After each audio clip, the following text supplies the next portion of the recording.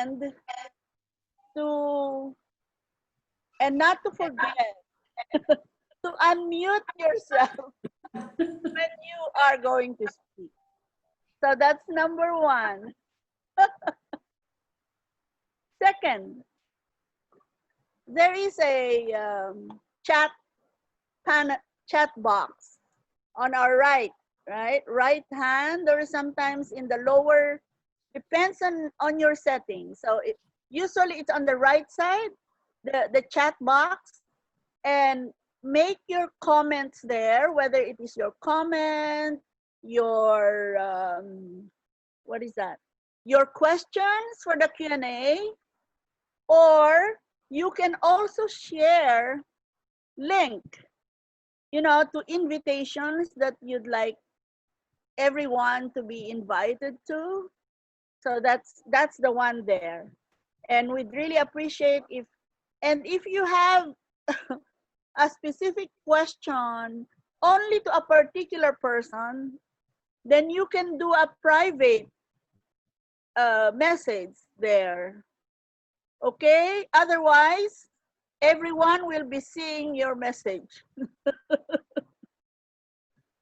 I think that's about it, like for our speakers, Leanne have been made the settings for the share screen. And what else? And for the Q&A, because the raising up the green, the blue raise hand button is sometimes quite complicated, then I am going to ask you to just raise your hand physically there so I can see you and call on you to give your question or your remark. Is that okay? Okay. Anyway. Yeah, people are mute. These Women Partners webinar. It's actually not a seminar. It should be a conversation among us sisters, and we felt that this is our contribution to the current 75th commemoration of Hiroshima and Nagasaki. Fitting a symbol of our solidarity with the Hibakusha, and for our friends in Japan who are commemorating a very important moment. And having said that, it has been a tradition of PWP to start events like this with a message from a Hibakusha. And therefore, after welcoming you, I think that should be the next the next number of our program. I don't know whether Mercy has shared the flow, but it's let me just take that very quickly. We will have the message from our Hibakusha sister, and then I think Nobue would be ready to give us that, both in terms of translation and PowerPoint. And then we're going to ask on our special guest, Miss Emiko HIRANO, who would give us a sense as to, what is the meaning and what is the significance of the 75th anniversary of Hiroshima and Nagasaki. And she, I think, would be focusing more on what the women, because we're all women now, we're all, what the Japanese women, and maybe, I don't know whether she's also going to tell us about the actions of women in other parts of the world. But anyway, that seems to be in her agenda. And of course, a little bit about TPNW, how far it has gone. You know, we have some very good news last night. So regarding that, and let me just mention the theme. You know, how we came out with it. We said women's voice and women's pledge for a nuclear-free world. You know, there's always the emphasis for PWP to give space and occasion for women's voices to be highlighted, and that is why that is the title of our webinar today.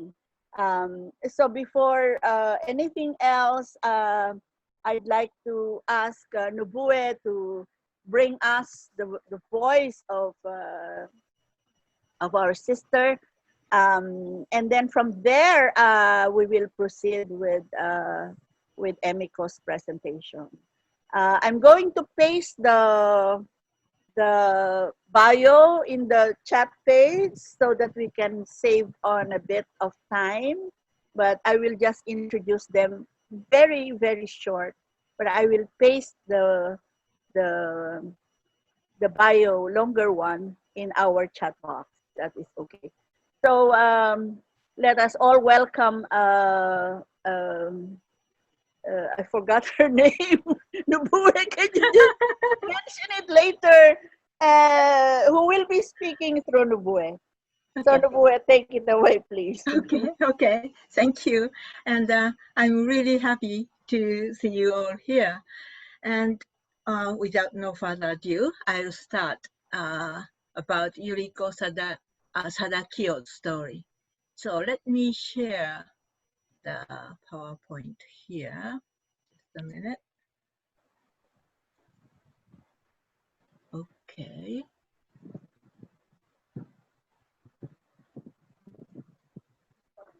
Okay. Yuriko SADAKIYO, she is Hibakusha of Hiroshima. She was born in Hiroshima, and she is now 82. Her first name, Yuri, means lily, a pure flower with refined beauty, which her parents wanted her to be. When asked, she visits schools in Kobe to tell her experience to young people. Before coming to Kobe, she had never told anyone that she was Hibakusha. Her classmate committed suicide because of discrimination against Hibakusha. Her physical condition is getting worse, and now she can hardly walk. So today she asked me to speak on behalf of herself and on behalf of other Hibakusha.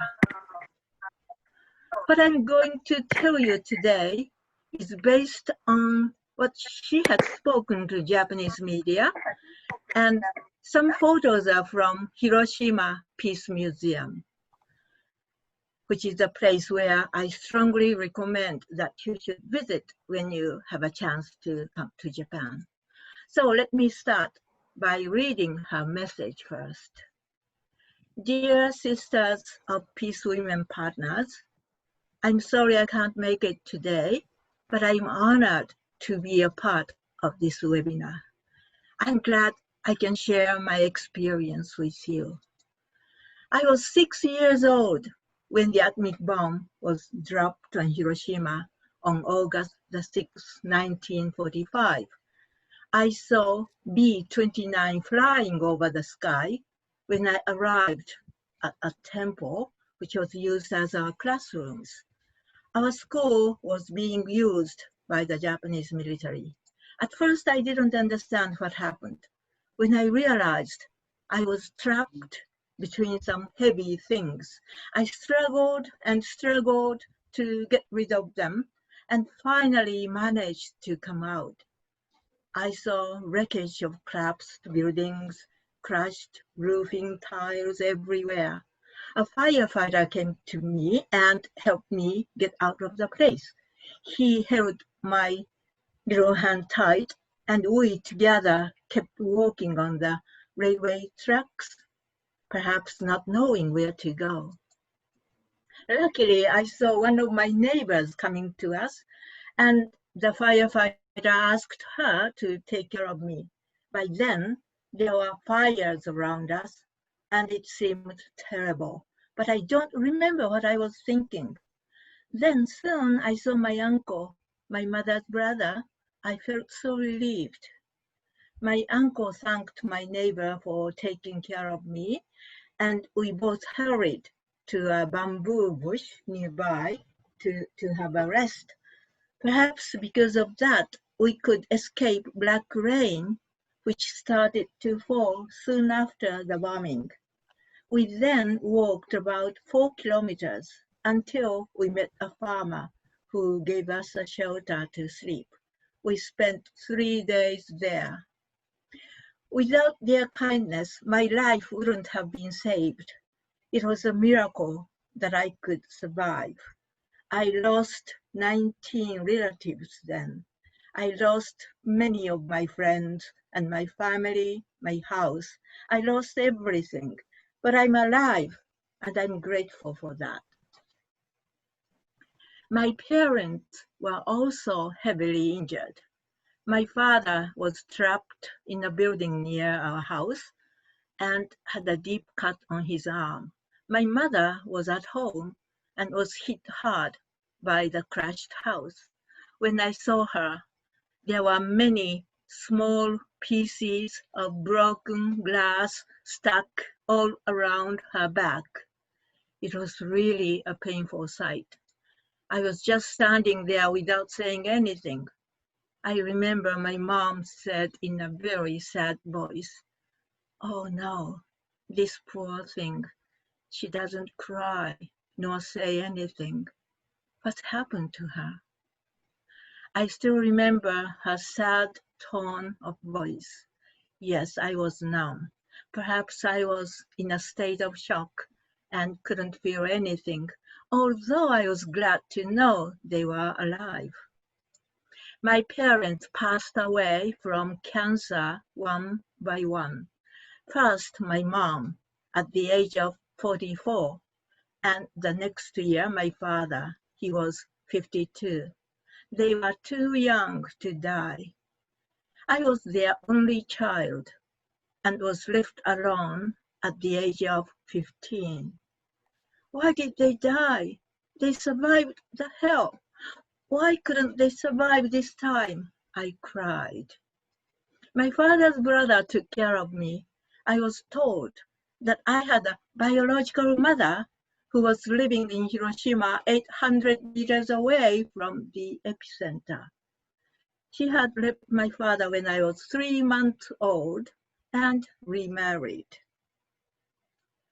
In the morning of August the 6th, her 4-year-old daughter and her friends were playing inside the house while she herself was outside. Then the atomic bomb exploded. The house collapsed, and then came a fire. Her daughter and her friends were trapped in the house. She heard her daughter screaming desperately, "Mom, help me! Please, help me, Mom!" But she couldn't do anything. The fire was approaching very fast. Her neighbors rushed to her and made her leave the site. She was frantic, crying. I understand how she was feeling. She visited the site the next day and picked up her daughter's bones, crying. Now I, as a mother of 2 children and as a grandmother, I do understand her pain, sorrow, regret, and frustration. She had to live with the guilt for the rest of her life. 1 month later, on September the 4th, she died from some atomic-related disease. It was a terrible death. The inside of her body was completely rotten, and black, dark blood came out from everywhere of her body. Her hair fell out one after another, and she died in agony. I had no knowledge about her. My parents had often taken me to see her without saying that she was my biological mother. At her deathbed, I was told the truth. I just pray for her soul. In Hiroshima Peace Museum, they preserve a roofing tile on which she scribbled her whereabouts to notify her friends that she was alive. Every year on August the 6th, I visit there. The atomic bombing claimed many lives. We should not let it happen again. The only sure way is to abolish all nuclear weapons. Nuclear deterrence theory is a lie. I live in Kobe. I started to tell my story when I turned 70. Before that, I tried to conceal that I'm Hibakusha. One of my classmates committed suicide because of discrimination against Hibakusha. She got disappointed in life, so I decided never to tell anyone that I'm Hibakusha. But if we, Hibakusha, keep our mouths shut, who will be able to tell the world that nuclear weapons are evil? Now, as a member of HIRANO, Japan Confederation of A and H bomb sufferers organization, I tell my story to the people in Kobe. And I'm collecting signatures to eliminate all nuclear weapons in the world. We Hibakusha are making the utmost effort to let the world know how evil nuclear weapons are by telling our experiences. But our efforts are not enough. Governments should play their roles. In Japan, we should make our own government take a lead to abolish nuclear weapons. Signature campaigns has a power. When people ask me if nuclear weapons can be abolished, I say we have to abolish them. Nuclear weapons are created by humans, not demons. They should be abolished by humans. My husband passed away from lung cancer, but I gave birth to one daughter and one son. Now I have 2 grandchildren. I want them to live happily in a peaceful world. Sisters, let us work together for a better, a peaceful world. Thank you, Yuriko SADAKIYO.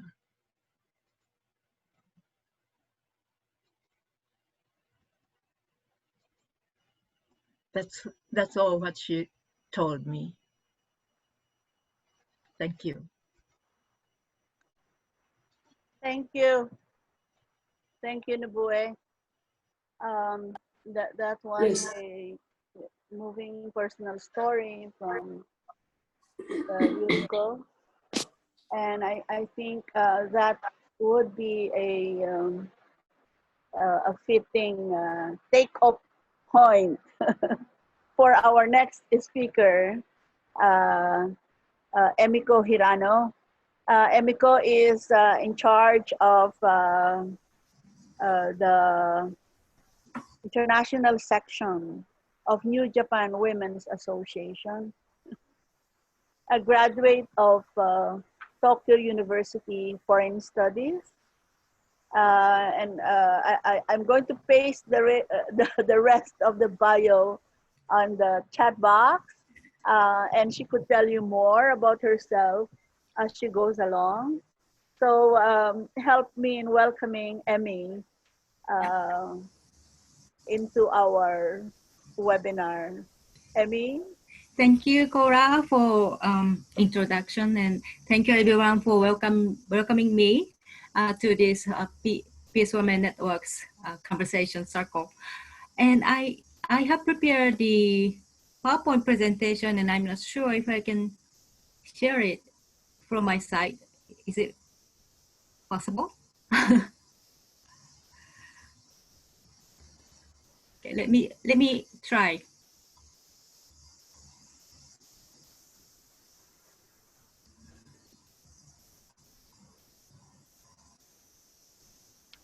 Actually, I don't know how to put my presentation on screen. Nobue-san, can you help me? Yes. Can you see 画面を共有? Yes. And then click it. Okay. Oh, and I just click my presentation. Yeah. Can you see it? Yes, I can see it. Okay. So how slideshow? And then I go.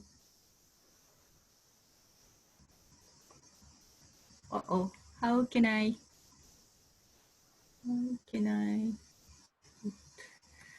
Are you seeing my slides?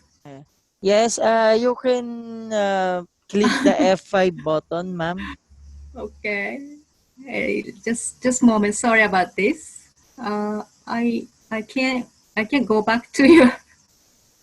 So Emi, click slideshow, and then from Okay, the start, slideshow and 最初から yes. Okay, Yeah. I get it. And okay, so how can I? Okay. So thank you once again for inviting me to speak to this session, and I especially thank you for Cora and Mercy and all other sisters from different countries, Peace Women Networks partners. And also, I would like to just mention that Nobue-san is my all-time friend also, and she's a member of my association in Kobe, and she's a mentor to the younger generation of our association. And so here I have prepared my presentation, 75 years from Hiroshima and Nagasaki. Nuclear abolition is the key for a peaceful, sustainable, and gender equal future. And we have just heard such a very, very moving and inspirational message from Yuriko-san, the Hibakusha living in Kobe. So I would share from my perspectives, especially from the activists' point of view, what we can do to abolish nuclear weapons. And before going into that, I just briefly introduce my organization, and it's a New Japan Women's Association, and we call it shorter Shinfujin.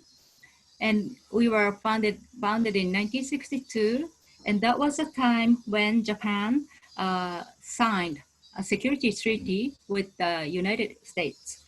And this treaty is the basis for allowing the US to have, or allowing Japan to host 130 US military bases in our country.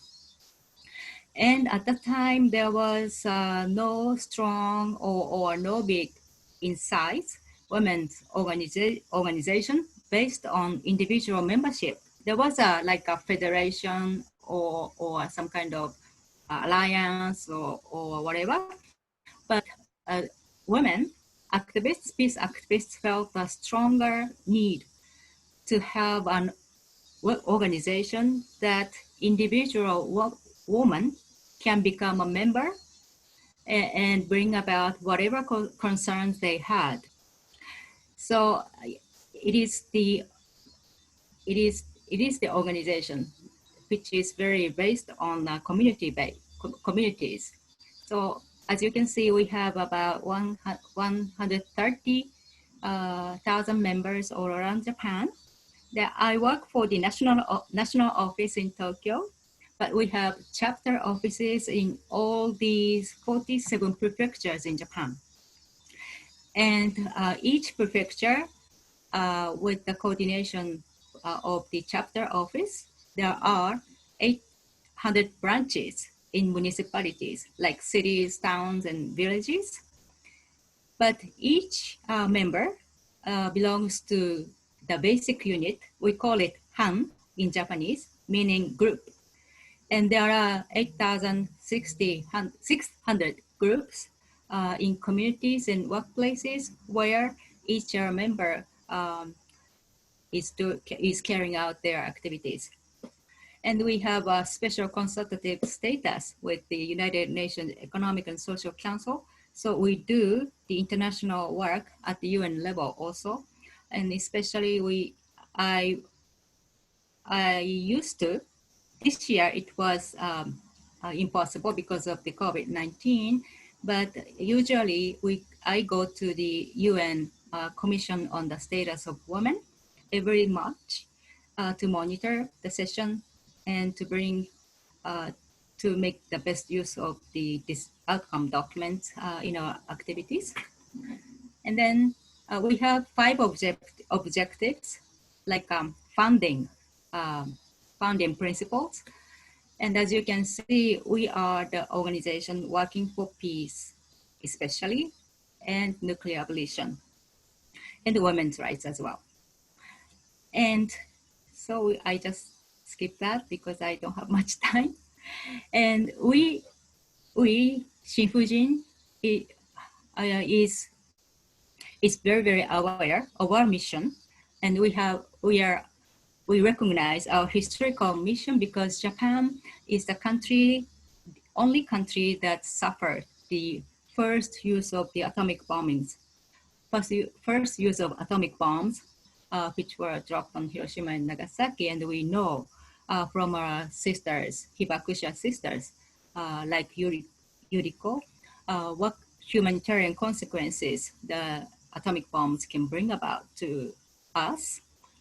And also, not only that, we are very much aware about our responsibility as Japanese women that Japan for the war responsibility of our country. Because as you know, Japan waged a war of aggression against our neighboring countries in Asia, including the Philippines and so on, and forcing many women into sexual slavery and taking the precious lives of 3 million in each country.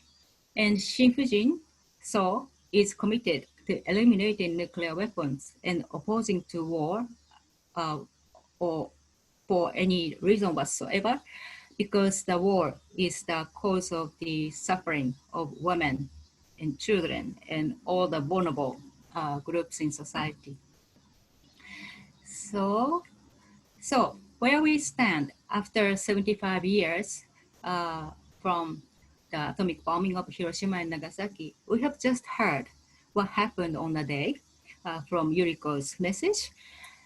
And today, we are in a very dangerous situation, and it is now 100 seconds to midnight, it is said. Bulletin of the Atomic Scientists, the scientific magazine published by the organization based in Washington, every year they renew the doomsday clock, and it is the closer to the doomsday more than ever now, because there are 3 reasons, they say: worsening nuclear threats and lack of the measures adequately to deal with the climate crisis, and rise of the cyber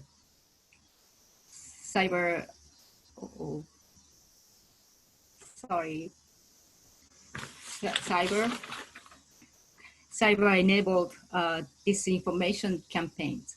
So we are said to be facing 2 existential threats to humanity and the planet. And 2 existential threats are nuclear weapons and climate crisis. And about the climate crisis, Mercy and Cora and all others from the Pacific can explain much better than me, so I will just focus on the nuclear weapons. Still, 75 years after Hiroshima and Nagasaki, we still have nearly 14,000 nuclear warheads, and some 2,000 missiles are ready to launch on warning. So it's very dangerous.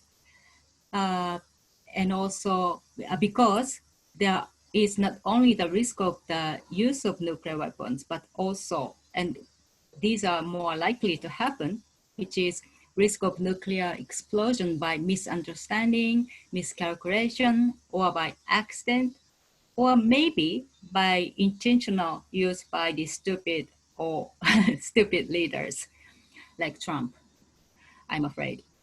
And also and this situation is mainly due to the lack of the political will on the side of the nuclear weapon states. There are 5 officially recognized nuclear weapon states, which is the United States, UK, France, and China, Russia and China. But there are 4 more who are known to have nuclear weapons. So, but nuclear weapon states are also the countries that have seats in the permanent, as permanent members of the UN Security Council. And they have the power to decide because the resolution made by the UN Security Councils are the only the only ones that have legally binding force for the UN member states.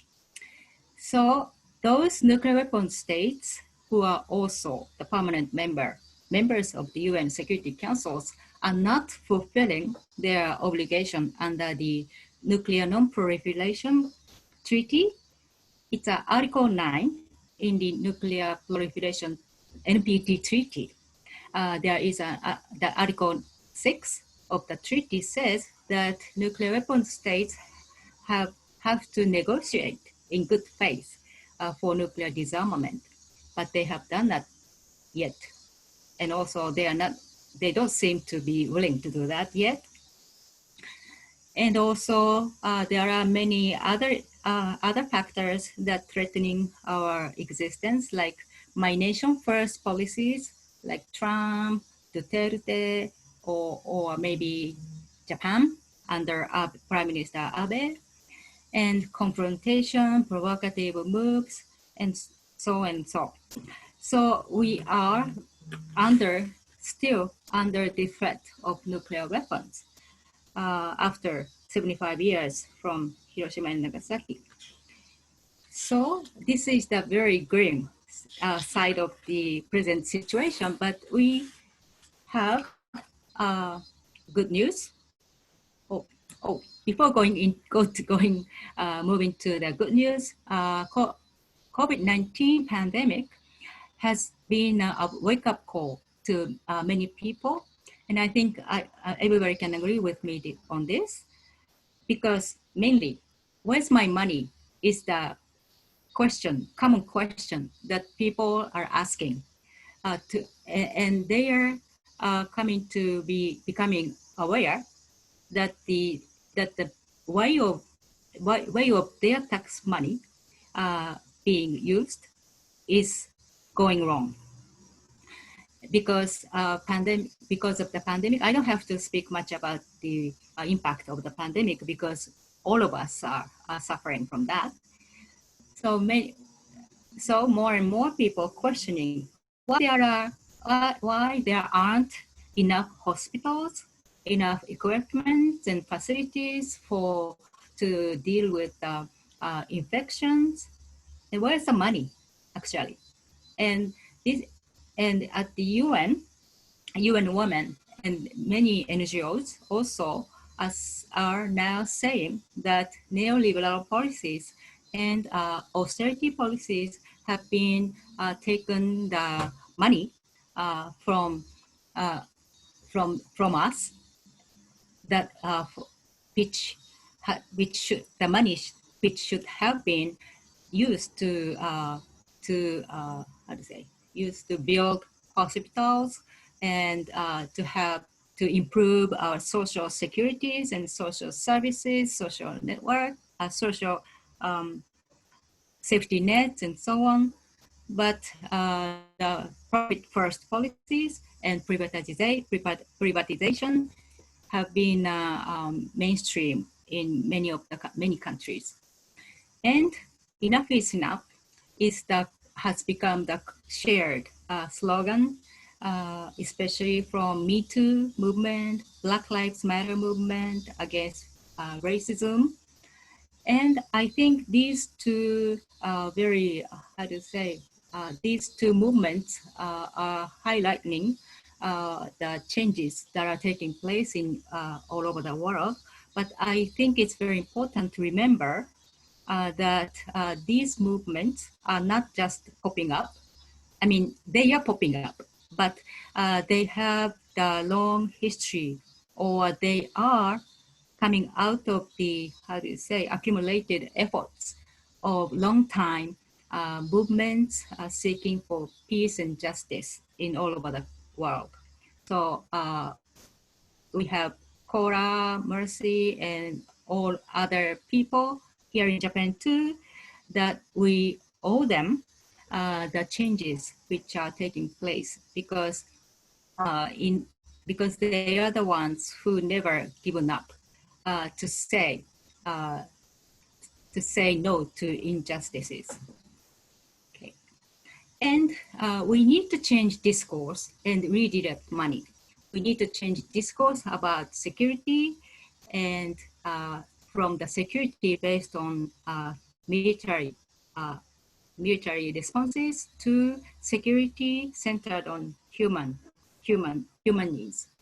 And here, I just put this because you can see how much money are being used on nuclear weapons. And this is from the International Campaign to Abolish Nuclear Weapons, ICAN website. And ICAN has done a great job to let you know that how much money if we take those money being spent on the nuclear weapons, we can have much more, like, for example, ventilators and many more nurses and many more doctors and so on. And this, yes, the blue is US and red is UK and green is France. Yeah, I forgot to put the names of the countries, but US, UK, and France. And Japan is known to have a peace constitution, Article 9. I don't know if you know it well, but anyway, our constitution renounces war and prohibits the country from maintaining war potential. But it's very complicated because we have the US military bases and so-called self-defense forces, and we are hosting, like I said, 130 military bases in Japan, and we are paying almost all the cost of stationing of the military personnel from the US. So for the US, it's very cheap to keep their forces in Japan. Anyway, being such country, Japan spends 48.56 billion in the military expenditure this year. Under the Prime Minister Abe, Japan's military budget has soared 8 years in a row and reaching to record high. We have to change that. And we have some inspiring news to commemorate the 75th year of the first use of the atomic bombs, because 70% of US youth see no need for nuclear arms. This was from the Japan's broadcasting program, NHK, that was on the TV news, and we were so surprised that so many US young people are against or against the nuclear weapons. And Japanese young people, 85%, and another poll is 72% Japanese people think that Japan should become party to the Treaty on the Prohibition of Nuclear Weapons, which was adopted by the UN in 2017. and we call it TPNW. And I don't know if you know it, but Japan, as the only atomic bomb country, is not supporting the treaty. And our government shamefully did not even attend the UN conference to negotiate the treaty. But Japanese people think, more than 70% Japanese people think Japan should ratify the treaty.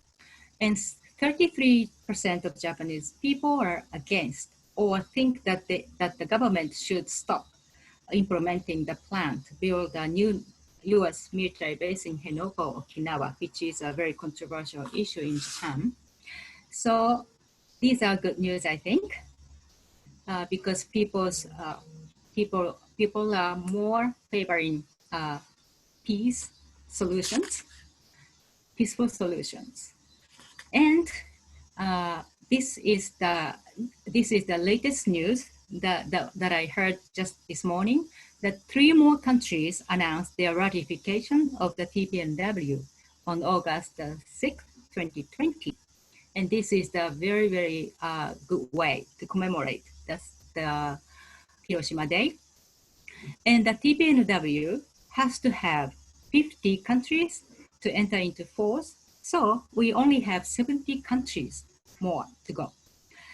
So all other countries are being, because the TPNW, by the way, was supported when it was adopted in the UN conference, supported by 122 countries. So TPNW represents the majority of the countries in the world. So, and if we have TPNW in force, then the world will soon have the international law to prohibit all nuclear weapons related activities. In other words, nuclear weapons cannot exist on this planet legally. So it is a social stigma to these weapons. And I remember the words the Hibakusha, our Hibakusha colleagues are repeatedly saying that nuclear weapons are the weapons of evil. Because, like Yuriko said, nuclear weapons do not allow humans to not only to live like humans, but also to die like humans. Because many of them had to fled, abandoning or leaving even their loved ones in a flame or under the crushed buildings, because they have to flee for themselves. And also, so those survivors, Hibakushas, have the strong sense of guilty because they were alive. So we should end, but the Hibakusha Hibakusha also say that they don't feel revenge, and because they know revenge do not work. But the Hibakusha's only wish is that there is no more nuclear weapons on this planet. So like Yuriko said in her message, deterrence policy is no longer valid, because deterrence meaning that I have nuclear weapons, so you have nuclear weapons, but I also have nuclear weapons. So there's no use using nuclear weapons. Then what is the use of having or maintaining these unusable weapons anyway? And also, as I said, nuclear weapons cannot exist on this planet legally anymore soon. Now, I will just quickly go over the pictures of my association members who are what they are doing. And solidarity is the source of power, I said. This is the flower demonstration and in Japan, and flower demonstration, it was started by those women who wanted to show solidarity with the women victims of sexual assaults and rapes, because in March this year, there were a series of sentences from given by the local courts that perpetrators of rapes, even the one who raped his own daughter, was found not guilty. So women were so upset about it and started organizing flower demonstration, inviting those who experienced the same experienced sexual assaults and to give them space to speak. And so this is the campaign that we have been doing for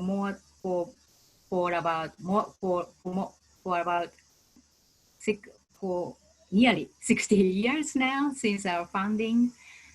We are always at the center of the campaign to abolish nuclear weapons in community.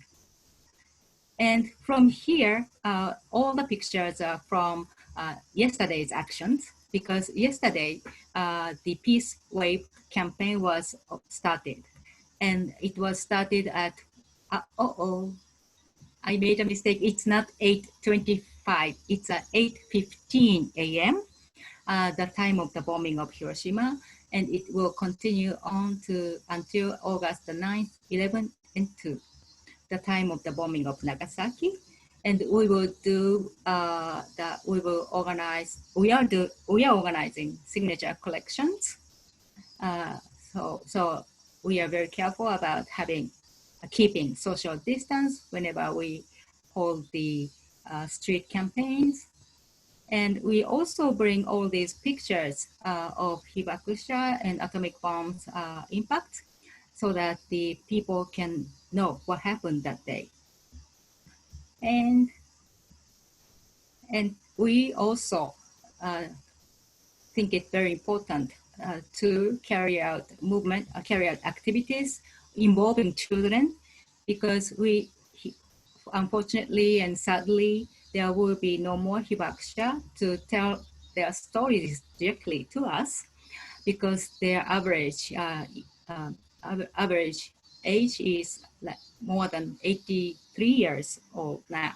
So we are the ones to hand over what we have heard and from Hibakusha, and we have to carry the torch of Hibakusha's campaign for the nuclear abolition to next generations.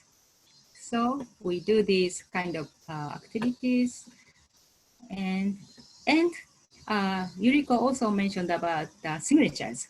And 2016, the Hibakusha launched the campaign to calling on the governments in the world to work for the abolition of nuclear weapons. And this September will be the goal of that campaign.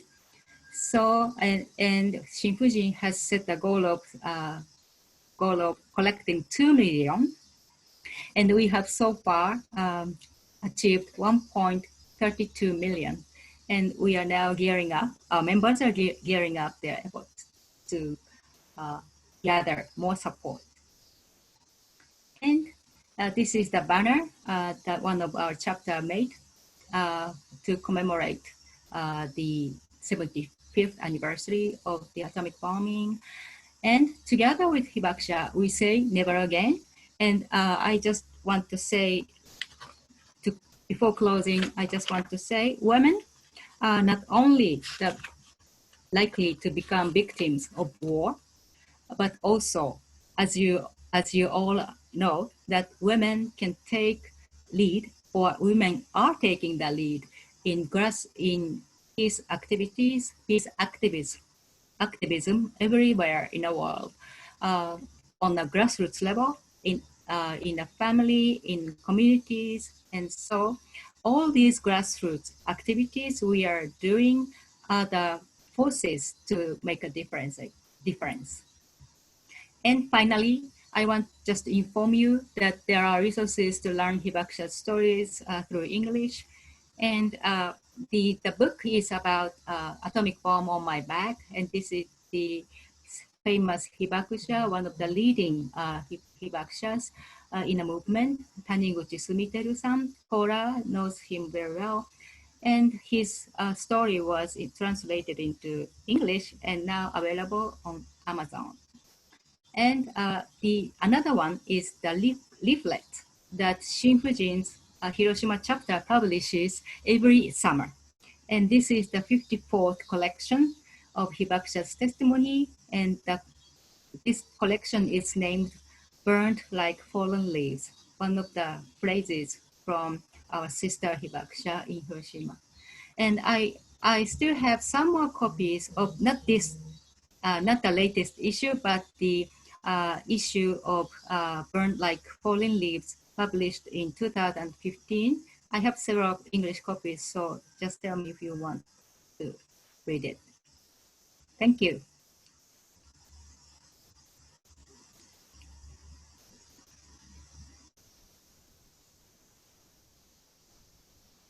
Oh, how can I? Hello. Hello. Thank you, Emmy. Yeah, how do I go back? You Okay. just, Yeah. Yeah. 共有の停止。共有の停止。 you can stop the screen share. Yeah, I try. Okay. Wow.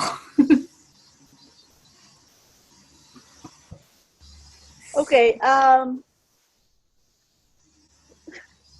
Thank you, Emmy. That Yes. was a comprehensive take on the issues that we have today. It basically gives us a very good background of the 75th anniversary of Hiroshima and Nagasaki, and what has been going on in terms of the TPNW campaign. We have only seven ratifying countries before the TPNW goes into force. And therefore, this is also an appeal for us to work towards ratification. And unfortunately for us in the Philippines, it has been sleeping in in the Senate. You know, it has to go through a process, and we know that it has been filed for the Senate ratification, but it is not moving. It has been tabled. So we are hoping that very soon, Aotearoa, New Zealand will ratify. I thought they would be one of the three, but I think it has not been clinched yet. But they're one of the countries that we are watching. Anyway, thank you for that, Emmy. And it would be very useful if you could give us the link to Taniguchi-san's book, as well as, I don't know if you're inviting our sisters to join your August 8th event. So it would be useful if you can give us the link in the chat box so that people can, so that our sisters can take note of that and join in. I don't know whether there is an English interpretation, but I'm not very sure. But you know, knowing Shinfujin, it's always very visual, you know, like you don't really have to understand the Japanese text there, but that is still very useful. Anyway, I was about to say something. Well, we wanted to live stream these both on Facebook and YouTube, but there are some technical considerations.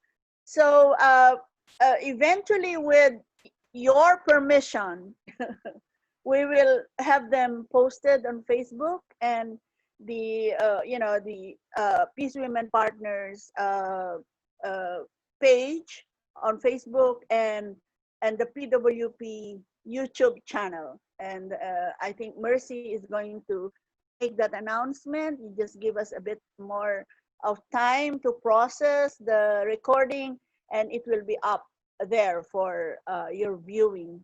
And also, I forgot to tell everyone before we started that if there is anyone among us who find it quite sensitive, that you don't want your beautiful face to be shown on on uh, on uh, on Zoom, then you can just always put another photo there or any symbol so that we still have you around. We'll be very happy to have you around. Anyway, and also if you'd like to write on the chat box, you know, your name, your email, or whatever, then that would be good if you introduce and where you are watching our webinar from. So let us then proceed to our third speaker from Japan. I think that this is a very special presentation as it touches on the Kobe formula. And always we've looked at this as a very important what you'd call alternative, especially for countries that are hosting military bases or wanting to keep away nuclear powered ships. This is something that every one of us should know. So take it away, Nobue. Nobue is with the Hyogo Gensuikyo and also with New Japan Women's Association in Kobe. Yes. So take it away, Nobue. Okay, thank you, and sorry again, me. But today, let me tell you about our unique way to say no to nuclear weapons. And again, I would like to share the PowerPoint. Okay, here you go. Okay. Okay, so nuclear-free Kobe. Just let me. Okay, nuclear-free Kobe. That's something what we are proud of. Sorry again, just something. Again, okay.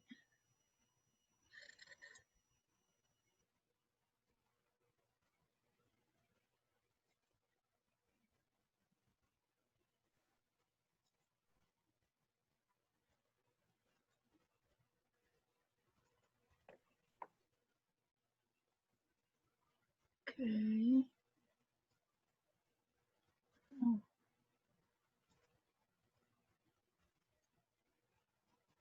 Okay.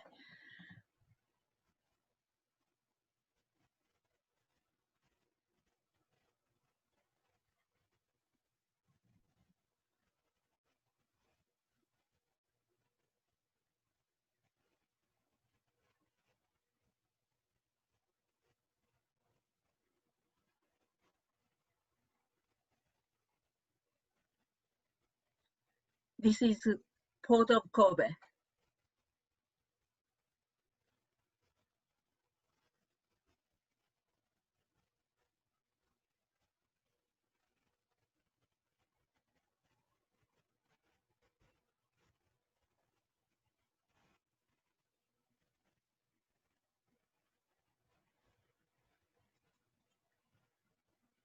Nuclear-free Kobe. That's something what we are proud of. For the past 45 years, the Port of Kobe has been denying the entry of warships armed with nuclear weapons. This is based on the resolution adopted unanimously in 1975 by the Kobe City Assembly. All civil ports in Japan are under the management of local government, and in Kobe, it is the mayor who has authority over the port. So he decided on a municipal procedure in accordance with this resolution. This procedure is called nuclear-free Kobe Hoshiki or formula. Now, all warships entering the port submit nuclear-free certification. However, the US has stopped port calls because of their neither confirm nor deny policy on the status of nuclear weapons on board. Before the Kobe formula, they came to our port every year, but now none for 45 years.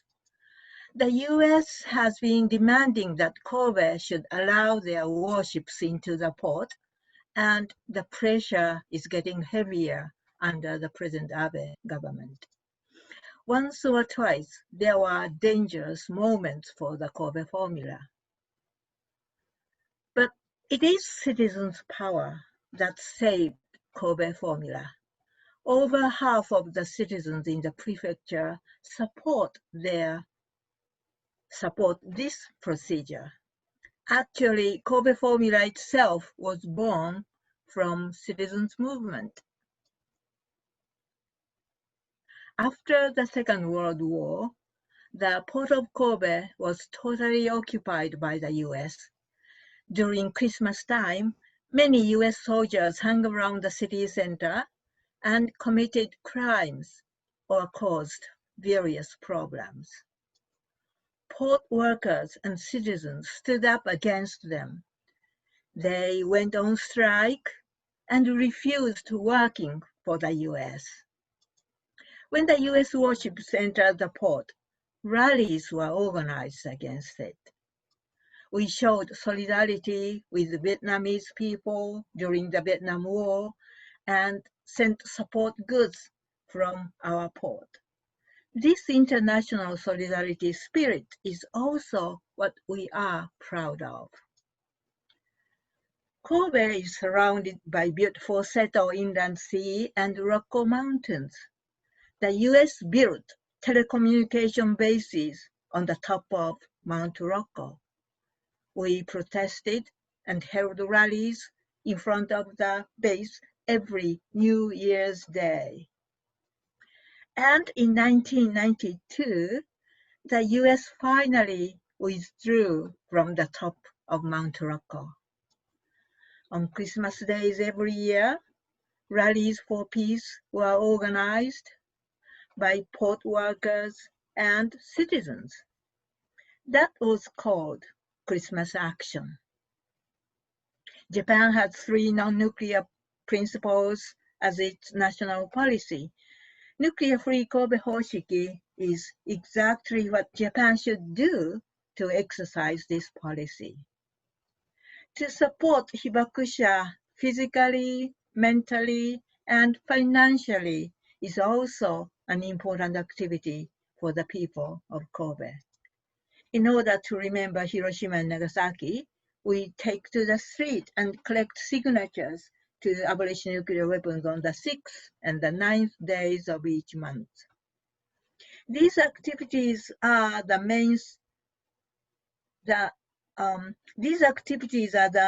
main source of nuclear-free Kobe formula, and they are based on our Constitution, especially the Article 9. The Constitution clearly states Japan should not wage any wars. And as we have already seen in Emiko's presentation, women are playing a significant role to abolish nuclear weapons to defend our peace constitution. We also hold photo exhibitions to make the public know what happened under the mushroom cloud. And this year we held several exhibitions with paintings made by high school students in Hiroshima. Kobe formula is now playing an important role for a world free from nuclear weapons. I hope many more will follow suit.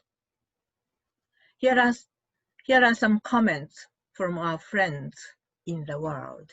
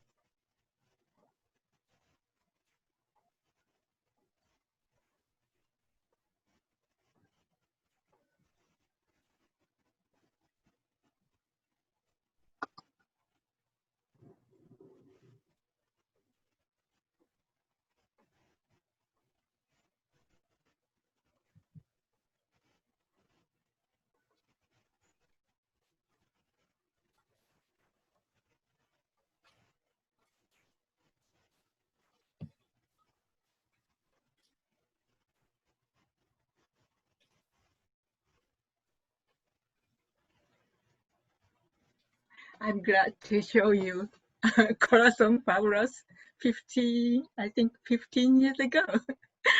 But anyway, Japan has a huge responsibility to lead the world in terms of nuclear abolition. So every year we celebrate Kobe Formula anniversaries in March.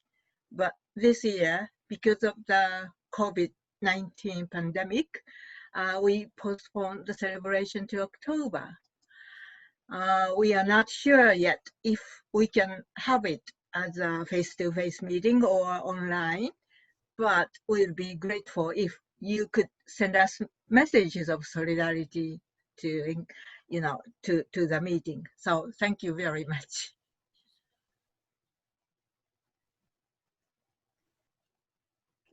Thank you, Nobue.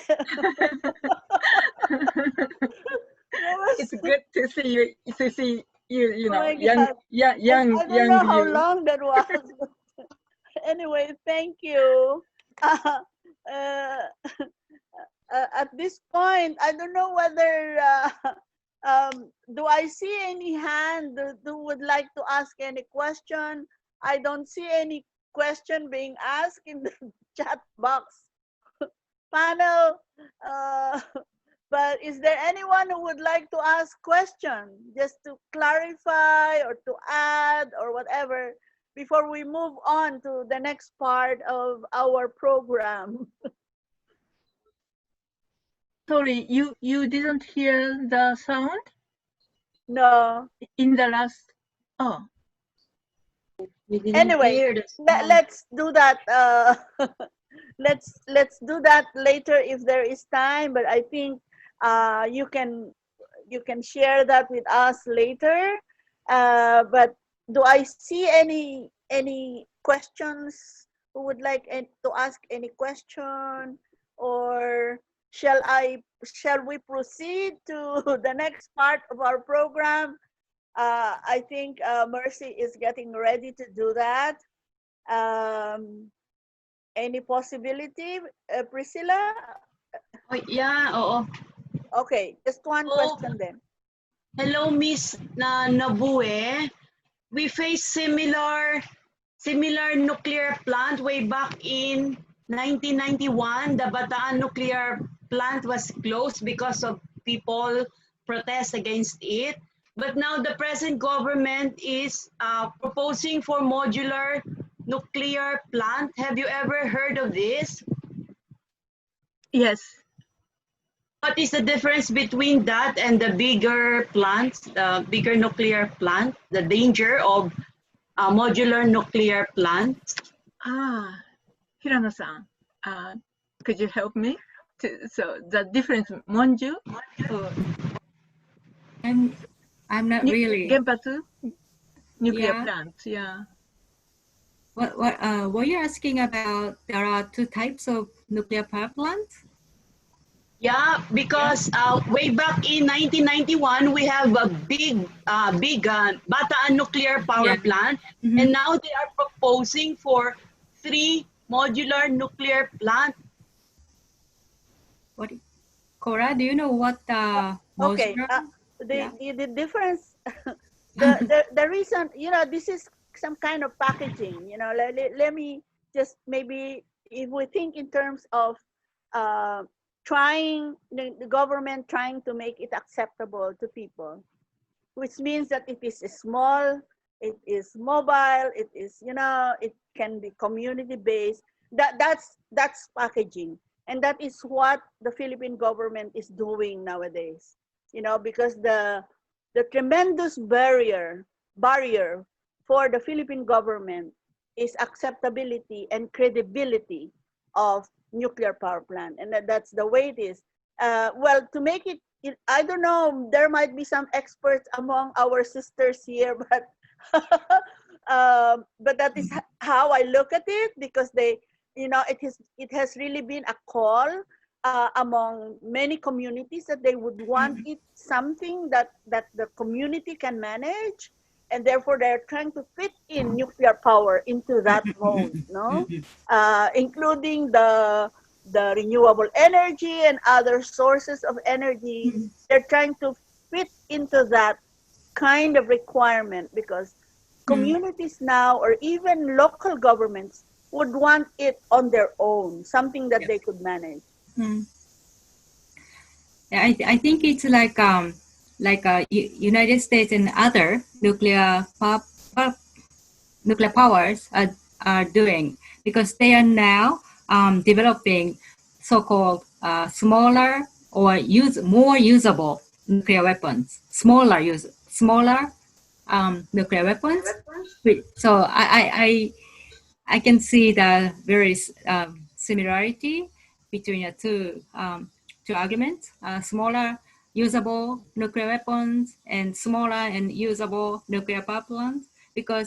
But both of them are dealing with the safety of the people, again, in terms of the radiation leak. From Fukushima, we have the Fukushima nuclear accident. The biggest lesson was that there is no assurance that nuclear power plants are safe, nuclear power generation are safe. They say, those who want to use it say so, but Fukushima really shows, especially now with the climate change, we are always facing the crisis of what is called uh, weather, extreme weather event. Surge in the Philippines and torrential rains in Japan, and so. Okay, I think it's time to move into. I'm sorry. I'm sorry. We have one more speaker. I'm very sorry about that. We have one more speaker. We have asked our sister Nirupama Prakash from India to give us more about nuclear weapons issues. So Nirupama, I will paste the bio in the chat box in a while, but Nirupama has been one of our founders and one of our members of the Council of Leaders from India, and she heads the women's section of Amity University in India. So she will tell us more, I guess, about herself in a little while. So Nirupama, please. Thank you, Cora. Thank you so much, Mercy. So I will, after the lovely slides, now I would, talk about the, just coming over to the topic that you gave, that is India's contribution towards a nuclear-free Asia and the Pacific, role of civil society and women. Good afternoon, sisters. I'm Nirupama Prakash, Professor of Sociology and Women's Studies and Director, Amity Institute of Social Sciences at Amity University, Noida, India. So as far as India is concerned, the development of its nuclear weapon program was primarily due to the national security considerations.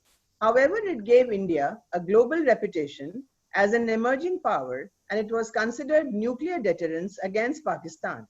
India was the first few countries which initiated the Universal Nuclear Test Ban treaties. However, due to the biased provisions of these treaties, India decided not to sign the final drafts. India's nuclear policy is of no first use, and it has opened its non-military atomic plants for the monitoring of IAEA in 2015. However, the question of disarmament remains unanswered by the nuclear-armed countries, and still many countries, North Korea, Iran, are testing nuclear weapons secretly. In this scenario, it is essential to understand that chains of nuclear insecurity bind every nuclear weapon state to each other, and therefore unilateral nuclear disarmament remains a remote possibility. In this situation, civil society and women can play a significant role in creating a favorable global discourse for a nuclear-free world. It can be done by creating citizen platforms with broad-based participation to discuss issues of nuclear disarmament, women can play an essential role in revitalizing citizen participation in building a movement against nuclear weapons. To quote former President Barack Obama, that a world without nuclear weapons is a goal that will not be reached quickly and it will take patience and persistence to achieve. It is important to underline a gender perspective in understanding the discourse of nuclear weapons. Research shows that nuclear weapon detonations affect women and men differently, but in terms of the biological effects of ionizing radiation and the social, economic, and psychological impacts of nuclear weapon detonations. Applying the gender lens to the nuclear weapons discourse gives insight into how ideas and policies related to nuclear weapons are gendered. Gender perspective diversifies the debate on nuclear weapons and challenges the established pattern of power relations. It helps to create conditions for reaching the goal of a world free of nuclear weapons.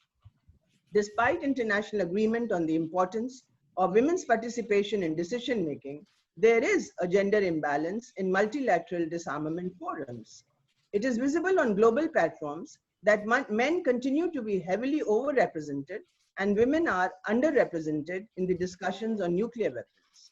So men's overrepresentation and women's underrepresentation seems to be even more pronounced in forums concerned with security issues and disarmament than in other issue areas. Failure to apply a gender perspective and lack of female participation may be factors contributing to the current lack of nuclear disarmament progress. Inclusion of women in disarmament dialogues, along with citizen pressures on states to engage in disarmament talks may be the way forward for a nuclear weapon-free world. Now, taking specific example from India, the Kundankulam nuclear power plant, as it's called KNPP, which is located 650 kilometers south of Chennai in the Tirunelveli district of the state of Tamil Nadu in India, the project experienced significant delays because of persistent protests by locals and nuclear activists over the safety concerns. The Kundankulam protest movement is unique among other people's movement because women have been at the heart of it. The construction work on site was stopped due to the protests as in October 2011. However, it resumed in March 2012 with the permission of the Tamil Nadu government.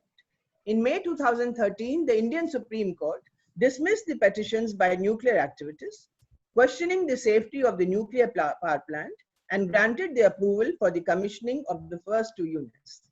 The groundbreaking for the construction of units 3 and 4 was held in February 16, while the concrete pouring ceremony for the third unit was held in June 2017. The Atomic Energy Regulatory Board, NPCIL, and the Department of Atomic Energy of India, they were asked by the court to ensure the safety of the plant and give final clearances before start of the commercial operations. So women played here a major role in terms of, ensuring that safety measures are taken care of. And this was the fishers community, and they would bring food for the protesters and they would make their decision that their voices be heard, which was finally because their safety concern was very important. Now, to end on a positive note, women scientists in India are playing an important role for developing peaceful usage of nuclear energy for benefit of society in the field of power generation, agriculture, medical usage. To give examples such as at Indira Gandhi Center for Atomic Research at Kalpakam, again in Tamil Nadu, and Bhabha Atomic Research Center, popularly called BARC, in Mumbai. So thank you. This is some of the highlights that I thought would be useful from the Indian perspective.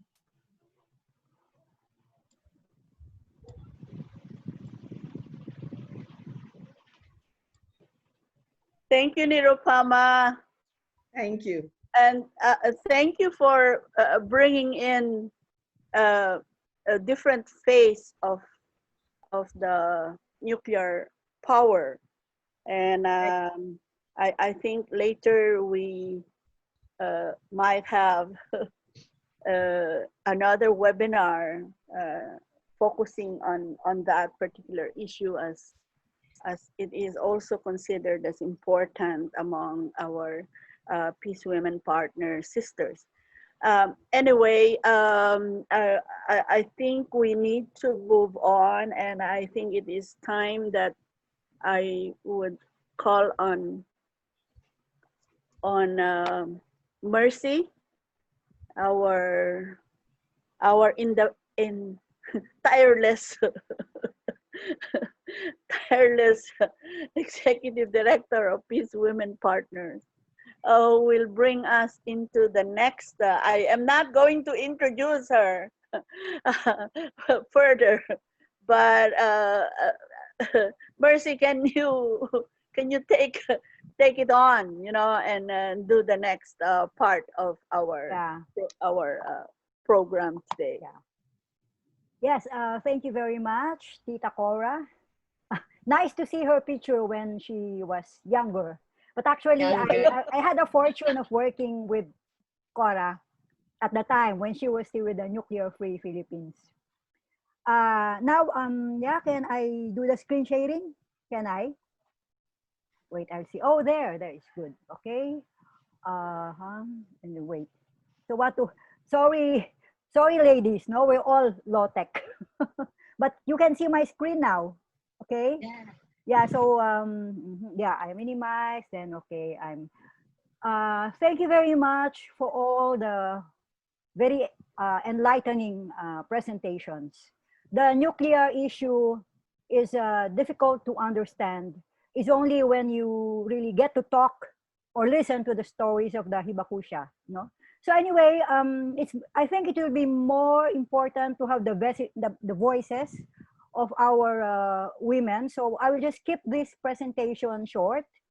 I'll just go through some of the photos because we just want to give a little her story. Because many of you we've been working together in some ways, but as partners, but they don't also know the story of the Peace Women Partners. Okay. So we are educators, artists, human rights activists, and grassroots women from the Asia Pacific and Africa. And the mission statement from the beginning is to build a peaceful world free from all forms of violence against women. And the founding of the Peace Women Partners actually was done in 2005, even if the women who founded have known each other before that. And I would like to acknowledge that there's a very strong influence on the feminism of the Peace Women Partners from our sisters in Australia. And in fact, I'm happy we have Dr. Betty McClellan and Dr. Susan Hawthorne from Australia who have been with us since the beginning. And we had this activity, so we as I will show you later, we do exchange visits, networking, to expand the network of women working against violence. And in 2005, we began our major activity with Filipino art and activism to stop VOW in Melbourne University. We had a tour to deliver talks in different parts of Melbourne in 2005. Because our goal is to work to bring women together. In 2006, we were able to bring a group of Moro. They are our Muslim sisters in Mindanao. We had a pilgrimage for peace. And so this sort of set the tone for the activities of the PWP. Okay, so that was in 2006.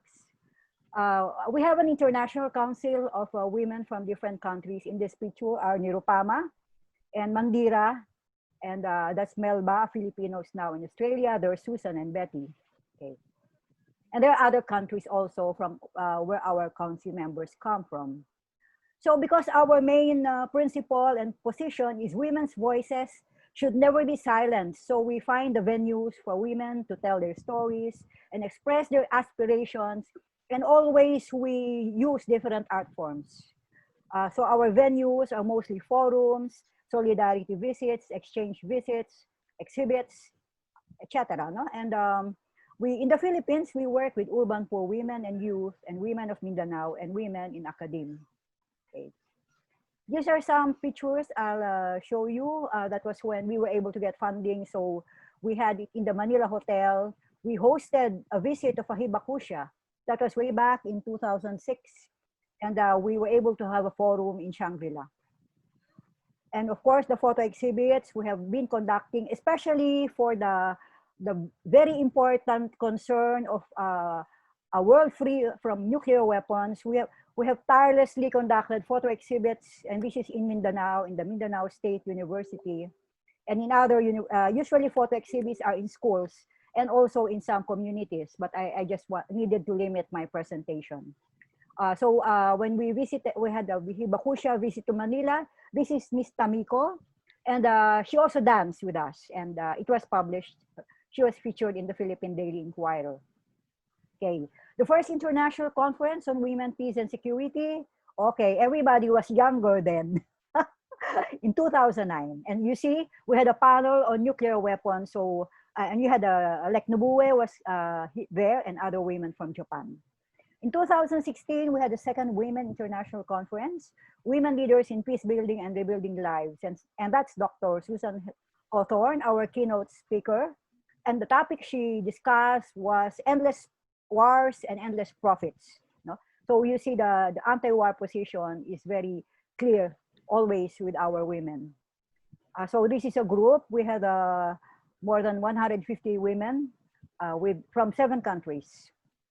And this was in Pangasinan in northern Philippines, because Peace Women Partners does not want our advocacy to be limited to the metropole, only in the center, because in the Philippines, Metro Manila is considered the center, and many of our activities we do in Mindanao and other regions.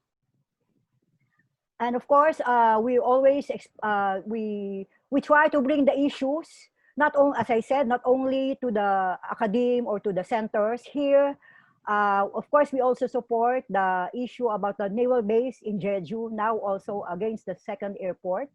And I was invited to speak among the indigenous women in Mindanao communities, and I discussed about the naval base in Jeju. And this was in 2016. Up to now, we continue that advocacy. And also, since we are women being together, so in 2016, we had a solidarity tour, Cora, Presi, and me. And it was a wonderful experience meeting our women from Jeju Island. We had this forum on women of Jeju Island and the Philippines on militarism. It was a wonderful event, a very happy event. When women get together, even if we've seen each other for the first time, but with our common advocacies, it's as if we have been lifelong friends. Okay. And also, that was the time, April, May, we are, I think most of you also have the Global Day of Action Against Military Spending campaign. So we also we brought along our mini posters, and our sisters in Seoul, where we also had our solidarity visit, joined us for the campaign. We tackle other issues like Palestine, and here our women members, all organic farmers from Western Mindanao. So you see, they also participate in our campaigns like the Freedom for Palestine. The campaign on the Global Day of Action on Military Spending, I mentioned before, is an important part of our work in Peace Women Partners, and we do this with the Urban Poor Youth of Manila. Actually, 2 of the Urban Poor Youth, or 3 actually, Lian, Larry, and Dana are here with us now. So you can see how creative these young people are. They paint, with very little resources. They just put together some cartons, boxes, and do their mural. And this dance was conducted right in the middle of the community. That is the type of work that Peace Women Partners does best here in the Philippines. And with regards to the No Nuclear campaign, as I told you, we bring this to different venues. This photo is important. In this picture are the regional committee members of Zoto, an urban poor federation with more than 30,000 members in the Philippines. And they have full support for the call of the Hibakusha for the abolition of nuclear weapons. So from the grassroots to the global community, Peace Women Partners brings our campaign for the no nukes, for the nuclear-free world. And I'd just like to end, this is the Peace Women Partners, like, poem, which I usually read when I talk in different venues. So we will not be silenced. We will not accept their wars. We shall pray, speak, sing, dance, write, fight for peace, until all flames of war and hatred are extinguished. Peace and harmony shall prevail over all our land. That is our Peace Women Partners vision. Thank you very much, sisters, for being with me and the others, of course, today. And before we proceed to the messages part, I think I would suggest that we have our group photo because, actually, yeah, we need Cora, because some of you might have like less affect the connectivity. So some might fall out. Okay, are we going to have, who's going to do that? Okay, can you just turn on your pictures first, sisters? Can you turn on your video? So we can, of course, if you don't want, it's okay, because we said if you don't want your picture, but maybe for the others, this is our chance to have our beautiful faces in. Dr. Indira, is it okay? Hello? Yes. Dr. Uma? Ellie? Where's Dana? Oh, that's a problem. I think our youth already fell out. Okay, anyway, still I'll take a screenshot. So, Liam, can you also help to do the photo? Okay. Yes po, yes po. Yes, so Liam also, our tech is, hello, Raiko. Hello, Prof. I see so many professors, that's why. So please turn on your photo first if you want to be included in the photo. Is it okay, Lian? Are we finished with a group photo, Lian? Wait, ma'am, wait, ma'am. Wait. 1, 2, Oh, you want to? 1, 2, 3. Okay. Okay, thank you very much. Our time is less now, I'm sure. And I didn't really, we're going to have our messages from our Council of Leaders, but also now is the time. We didn't have a real open forum, not for questions, but for messages. So maybe we could invite those who would also want to speak, even if you're not with the Council of Leaders of the Peace Women Partners. But maybe for a warm-up, can I invite Farida to start with a message? I suppose you just have to speak. Thank you very much, Mercy and Cora. And it was really a privilege for me to listen to these Japanese sisters, presentations with lots of information. And although I have visited Hiroshima a long time ago, but the stories that you told us today was really very important. In Bangladesh, we are surrounded by India, so which is a nuclear country, but we do have nuclear power plant set up by the Russians. So, and already it is causing problems with radiations, and people in the nearby areas are feeling the heat of it, and nobody is really talking about it. So I can see that we are also a potential victim of these nuclear power plants.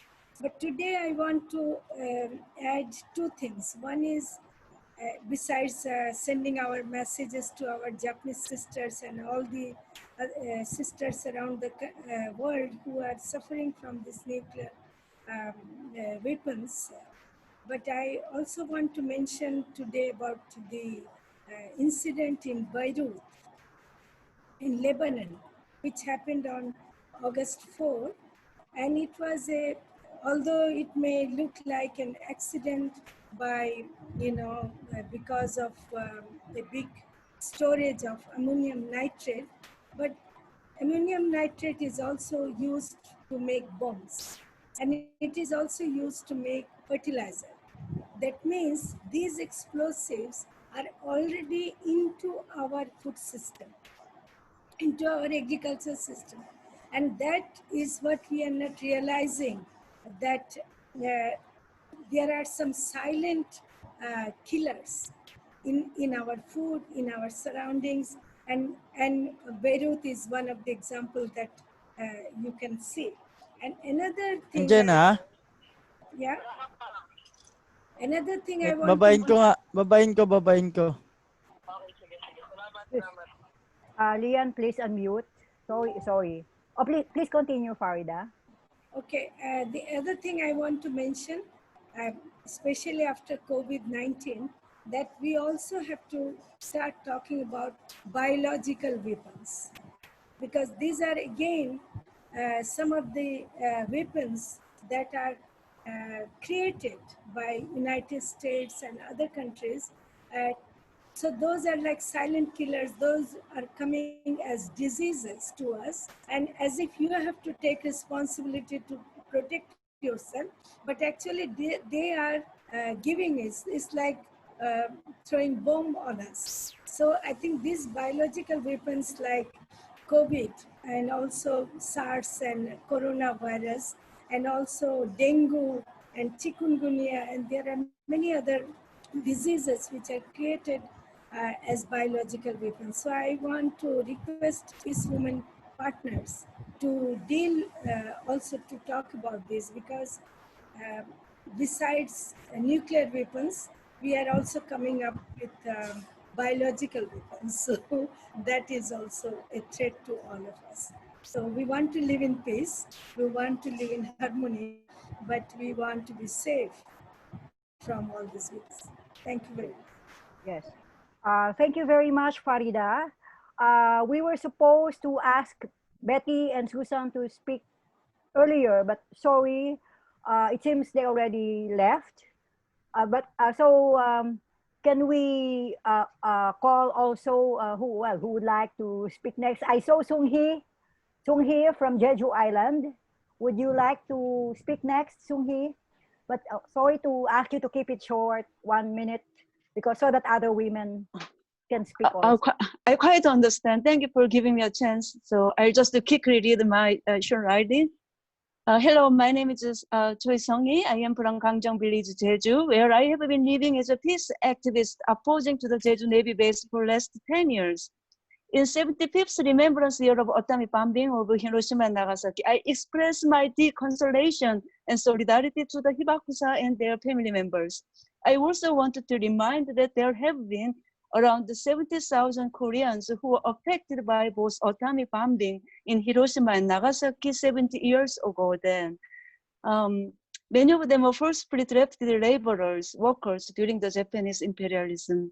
Their and Hibakusha's courage to speak against the nuclear weapons provide us a strong inspiration to work for the demolition of all the nuclear. Today, Korea Peninsula and Northeast Asia is one of the critical regions where the danger of nuclear war can occur. Let's demand our governments to end all the hostile relationships and sign and ratify the Treaty on the Prevention of Nuclear Weapons above all. Thank you. Yes, thank you very much, Ms. Sung Hee. Actually, sisters, the issues about Jeju Island and South Korea, the current campaign, later we'll tell you about the One Korea campaign. It deserves a webinar on its own. And so we would look forward to be inviting all of you again to another webinar. For now, who among the Council of Leaders are still here? I know that there are problems with the connectivity, so some have already left. And of course, if not only with the Council of Leaders, anybody in the group who would like to speak, you are very much invited. Just keep the talk short. Yeah. Yes. Mercy, hello. can I just very quickly interrupt? If you would like to save the information that is in the chat box, you can just hover your what is this? Cursor. Your cursor into the 3 dots in the lowest right hand corner. I see. And yes. that will save everything in the chat box so you can have Okay. all the information that Yes, is I did. Okay. okay. I'm sorry. Yes, that's okay. Well, thank you, thank you. You know, sisters, I'm very new to this technology. Oh, Presi, yes, Presi, I saw you on my screen from the University of the Philippines. Gender, no, actually, sexual harassment unit. Let's call on our sister Presi. Yeah, I was inspired with the new knowledge that was brought in, especially by Farida, the biological weapon, and then the gender perspective that must be used in analyzing wars and men's way of doing things. And I look forward to more struggle in the Okay. future. Yes, now, yeah, Hisai is still here. Of course, Hisai, I'm not forgetting you.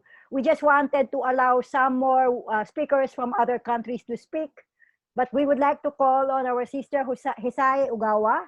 She joined us she and other members of Code Pink Osaka were with us in the 2016 conference. So Hisai, can I also ask you to give also your brief message about our theme for today? Hisai, please. Please unmute.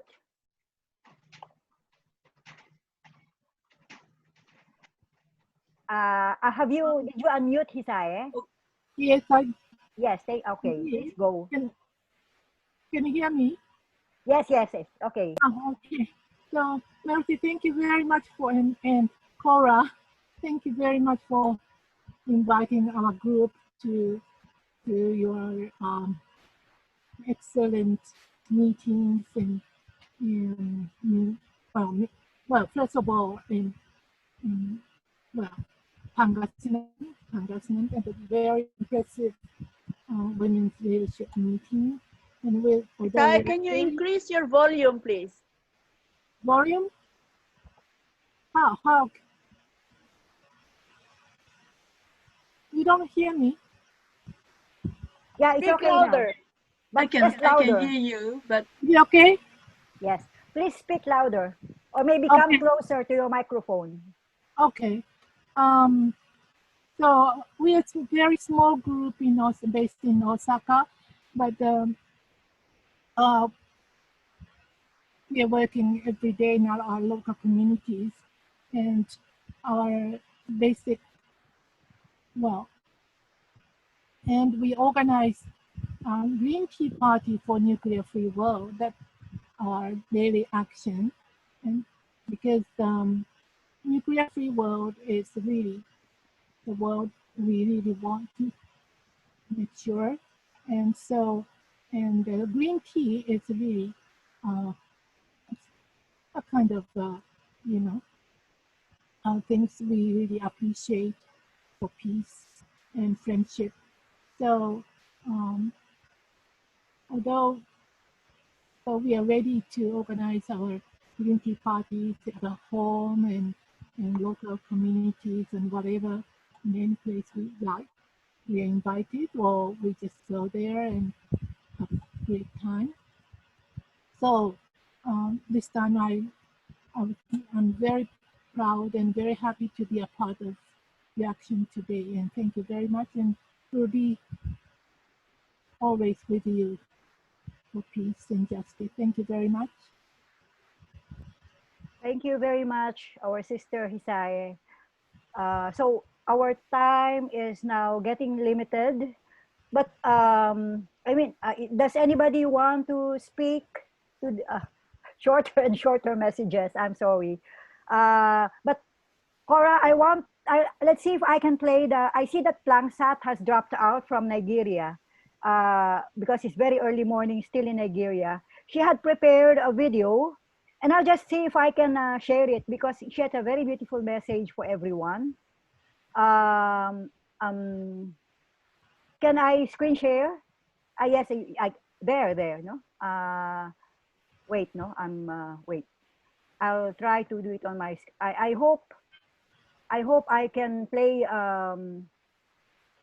Plangsats. Maybe this will be the final talk unless somebody else wants to say something else, and then we'll have our closing. And so I see that it's good. It looks good. Let's listen to Dr. Plangsat Bitrus from Nigeria. Hello everyone, greetings from Nigeria. My name is Plangsat Bitrus Dail. I'm the Acting Director, Center for Gender and Women Studies, University of Jos. I'm a proud member of the Peace Women Partners International. Thank you, Mercy, for this. Thank you very much, Corazon, for the opportunity to present my solidarity message on this webinar, marking the 75 years since the atomic bomb in Japan. And I read through your presentations on Facebook where Kodama Machiko spoke on behalf of the Hibakushas. Her story was truly, truly deeply moving. I can only imagine how a seventh grader and survivor of the atomic bomb in Hiroshima still stands and have the courage and voice to do what she is doing at this moment, and for many Hibakushas. Having been through conflicts and have escaped lynching on different fronts, I know what it means to live in such an environment, even though mine is at a very minute level. So I can appreciate the kind of horror and pains the atomic bombings of Hiroshima and Nagasaki have caused for the many, many survivors and their families. One keeps wondering why 75 years on, we have not been able to achieve a nuclear and bomb-free world. I'm lending my voice and calling strongly that we must encourage the entire world to stand in solidarity with the Hibakushas to sign the United Nations Treaty on the Prohibition of Nuclear Weapons. This to me will forestall a repetition and speed up the abolition of nuclear weapons around the world. And that will also bring true healings for the Hibakushas and to every good, well-meaning and peace-loving individual. We must applaud all the courageous women around the world who have continued to raise their voices against conflict and war, and those who continue to work for peace. I pray for the continuous healings for Hiroshima and Nagasaki survivors. May we all continue to find strength and courage to fight and to stand for peace and for a world without nuclear weapons. Thank you. That is the beautiful message from our sister Plangsat Bitrus from Nigeria. And no, you know, I think we would like to stay much longer together, but our time is limited. Does anybody still, I mean, does anybody want to say something before we finally close our webinar for the day? Hello? Actually, Plangsat's message seems to encapsulate also what we have been talking for these last 2 hours. And it's okay. No, nobody wants to add anything more. Then, well, you know, I would like to thank everyone. We say that this COVID has brought us an opportunity because we old women finally had to learn new technology like Zoom, and still working at it. But I think you will agree that this is a good start. So I can only say I do not want to say goodbye to the women who are here, and let's have more of these activities in the future. There are very important topics which have been raised. Bioweapons, as you said, Farida, even climate change, the issues about Korea. I will add our women from Mindanao are not here. They are very busy with the ongoing militarization in Mindanao. Mindanao, Philippines is under martial law.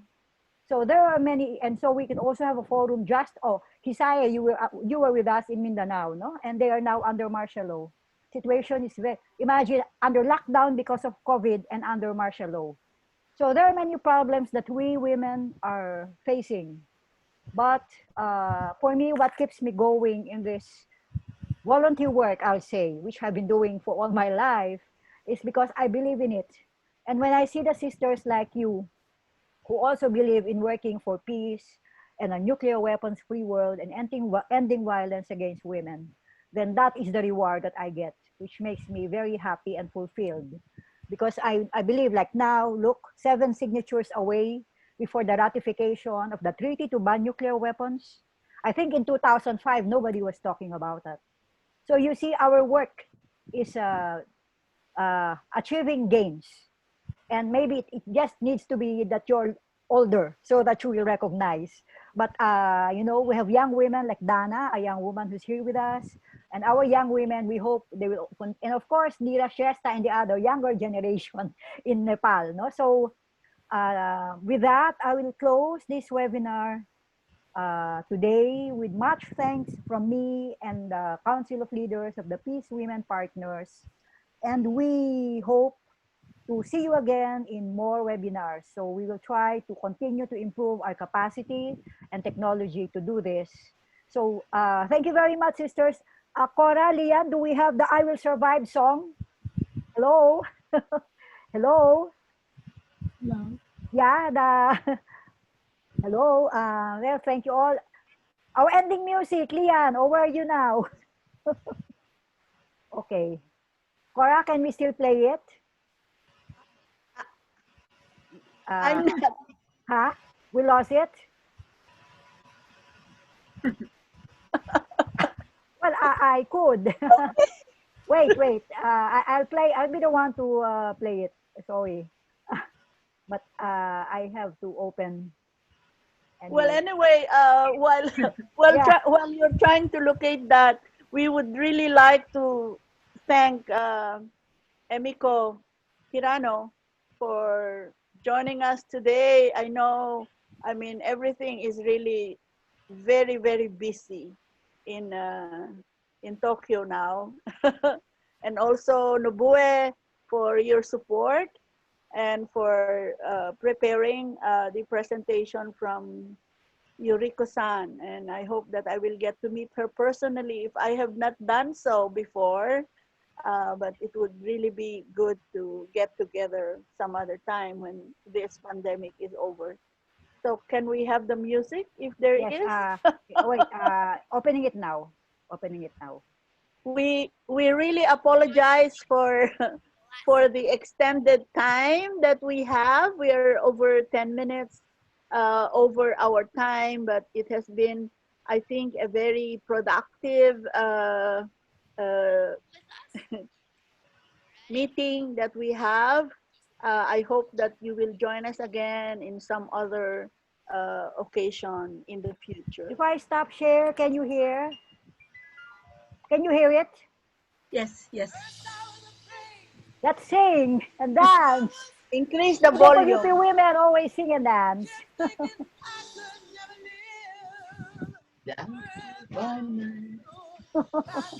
By my side. And so many nights. Oh. We'd really like to invite you tomorrow on August 9. You have the link there for the Nagasaki rally. I think there is no need to register. There is going to be an English-Japanese translation. It is the last day of the World Conference this year, and we'd really be very happy to have you around. Emmy can tell us more about that, maybe send us more information later, but I pasted the link, which is ready for you to click to be able to join. And of course, where is the music? No more. No more. No more.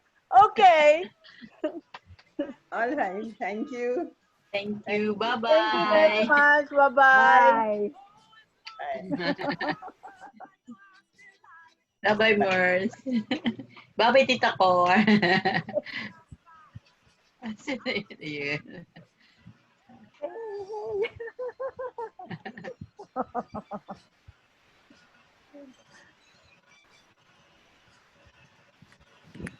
Thank you, Nobue. Thank you, Hisae. And sorry Thank you, about the Abby. video. Sorry about the video audio. So what shall I do? You know, some people really wanted to hear Cora's young voice, I think.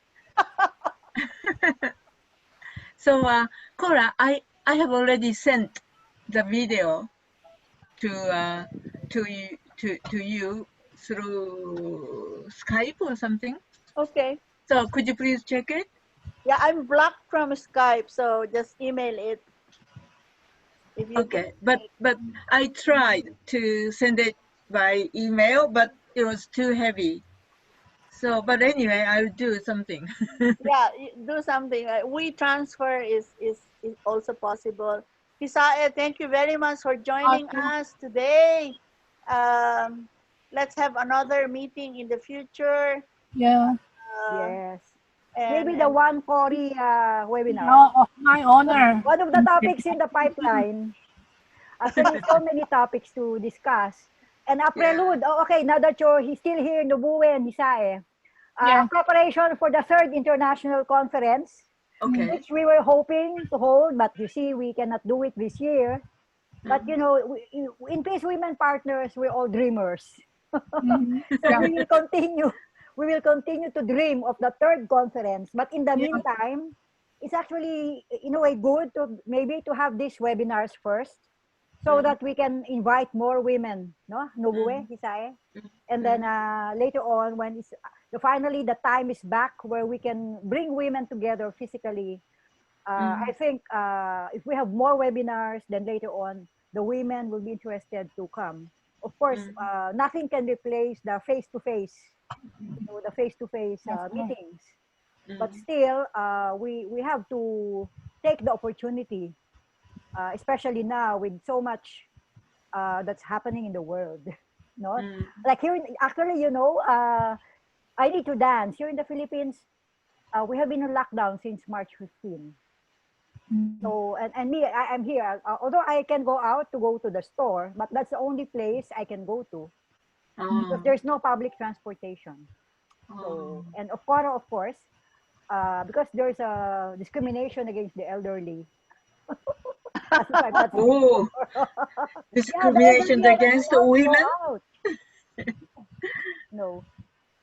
Okay, and I think we need to thank Lian for assisting us this afternoon. He's the one of the young person we'll invite to PWP Youth. I want to see the face. Lian, no, actually, it's, Lian, show yourself, please.